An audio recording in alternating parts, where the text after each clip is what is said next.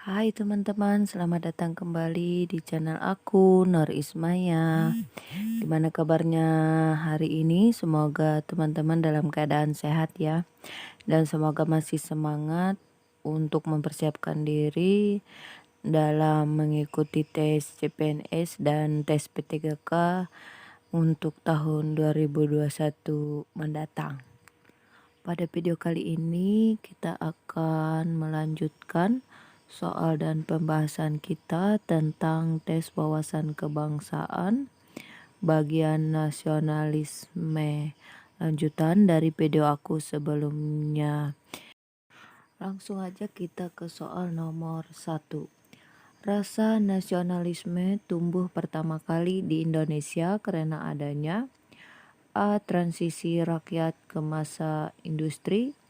B. Rasa memiliki antara sesama rakyat. C. Keinginan untuk merdeka dan ingin bebas dari penjajahan. D. Masuknya pengaruh Eropa ke Asia. Atau E. Gerakan orang-orang Bumiputra terpelajar.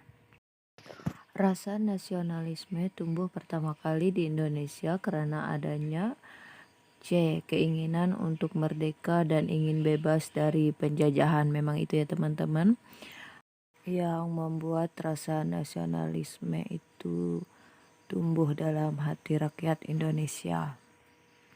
Lanjut ke soal nomor 2. Berdasarkan semangat nasionalisme, kedudukan hukum serta hak dan kewajiban warga negara diatur berdasarkan prinsip A. Kognitif, B. Unity, C. Liberty, D. Equality, atau E. Personality. Nasionalisme adalah sebuah ideologi yang mencakup prinsip kebebasan atau liberty, kesatuan atau unity, kesamarataan atau equality, serta kepribadian yang menjadi nilai kehidupan kolektif suatu komunitas untuk merealisasikan tujuan politik, yaitu pembentukan dan pelestarian negara nasional. Jadi berdasarkan semangat nasionalisme, kedudukan hukum serta hak dan kewajiban warga negara diatur berdasarkan prinsip equality atau kesamarataan, kedudukan hukum serta hak dan kewajiban warga negara. Lanjut ke soal nomor 3. Secara konsep nasionalisme Indonesia menjadi bagian dari sistem nilai yang terkandung dalam Pancasila, yaitu sila ke A pertama, B kedua, C ketiga, D keempat, atau E kelima. Adapun nasionalisme itu sendiri adalah suatu paham yang menciptakan dan mempertahankan kedaulatan sebuah negara dalam wujud bahasa Inggris nasional, dengan mewujudkan suatu konsep identitas bersama untuk sekelompok manusia yang mempunyai tujuan dan cita-cita yang sama dalam mewujudkan kepentingan nasional. Jadi bisa kita simpulkan nasionalisme masuk ke dalam pengamalan sila ketiga Pancasila ya teman-teman. Jadi jawabannya adalah C, sila ketiga. Lanjut ke soal nomor 4. Nasionalisme merupakan faktor penentu terhitung tidaknya suatu negara dalam A. Mempertahankan keutuhannya, B. Merebut kemerdekaan, C. Mewujudkan cita-citanya, D. Membentuk demokrasi, atau E. Membangun ekonomi bangsa. Nasionalisme merupakan faktor penentu berhasil tidaknya suatu negara dalam C. Mewujudkan cita-citanya. Lanjut ke soal nomor 5. Fungsi norma-norma atau nilai sosial dalam melangsungkan proses integrasi sosial adalah sebagai berikut.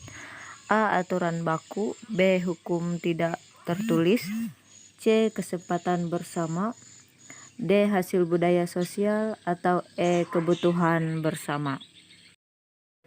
Fungsi norma-norma atau nilai sosial dalam melangsungkan proses integrasi sosial yaitu sebagai aturan baku. A. Nomor 6. Nasionalisme adalah kesetiaan tertinggi individu yang diserahkan kepada bangsa dan negaranya. Merupakan teori nasionalisme yang dicetuskan oleh A. Joseph Ernest Renan, B. Otto Brunner, C. Hans Kohn, D. Louis Schneider, atau E. Ruth van Kamp. Maaf ya teman-teman, agak belepotan dalam penyebutan namanya. Nasionalisme memiliki beberapa pengertian menurut beberapa ahli. Hans Kohn mengatakan nasionalisme adalah suatu paham yang menempatkan kesetiaan tertinggi individu kepada negara dan bangsa. Nasionalisme secara fundamental timbul dari adanya kesadaran nasional, berbangsa, dan bernegara sendiri. Jadi jawaban yang benar adalah C. Teori nasionalisme yang dicetuskan oleh Hans Kohn. Lanjut ke soal berikutnya. Berdasarkan titik berat yang menjadi perhatiannya, terdapat demokrasi yang menitik beratkan pada upaya menghilangkan perbedaan dalam bidang ekonomi yang disebut A. Demokrasi formal, B. Demokrasi material, C. Demokrasi fiskal, D. Demokrasi perwakilan, atau E. Demokrasi gabungan. Demokrasi formal adalah sebuah bentuk dari demokrasi yang melakukan pemberian dari kekuatan hukum yang dimana juga akan sama ke dalam sebuah bidang politik tanpa melakukan sebuah bentuk pertimbangan dari perbedaan ekonomi. Demokrasi material adalah sebuah bentuk dari demokrasi yang dimana biasanya akan termasuk ke dalam negara sosialis komunikasi. Demokrasi material lebih memfokuskan ke dalam pengedepanan dari kesamaan antara hak dari warganya. Adapun demokrasi campuran atau demokrasi gabungan adalah sebuah bentuk dari demokrasi yang melakukan penggabungan dari kedua macam bentuk dari demokrasi yang telah ada sebelumnya, sehingga demokrasi ini melakukan penyamaan dari berbagai macam bentuk hak maupun derajat yang berada pada sebuah individu. Jadi teman-teman, berdasarkan titik berat yang menjadi perhatiannya, terdapat demokrasi yang menitik beratkan pada upaya menghilangkan perbedaan dalam bidang ekonomi yang disebut demokrasi formal. Soal selanjutnya, integrasi nasional secara politis memiliki arti penyatuan berbagai kelompok budaya dan sosial dalam kesatuan wilayah nasional untuk membentuk suatu A. Kesatuan berbangsa, B. Kesatuan bernegara, C. Kelompok nasional, D. Identitas nasional, atau E. Kelompok kebangsaan. Integrasi nasional secara politis memiliki arti penyatuan berbagai kelompok budaya dan sosial dalam kesatuan wilayah nasional untuk membentuk suatu D. Identitas nasional. Soal nomor 9. Nasionalisme di mana negara memperoleh kebenaran politik dari penyertaan aktif rakyatnya atau kehendak rakyat merupakan nasionalisme bentuk A. Etnis, B. Sipil, C. Kenegaraan, D. Kebudayaan, atau E. Identitas. Ada berbagai bentuk nasionalisme seperti nasionalisme kewarganegaraan atau nasionalisme sipil.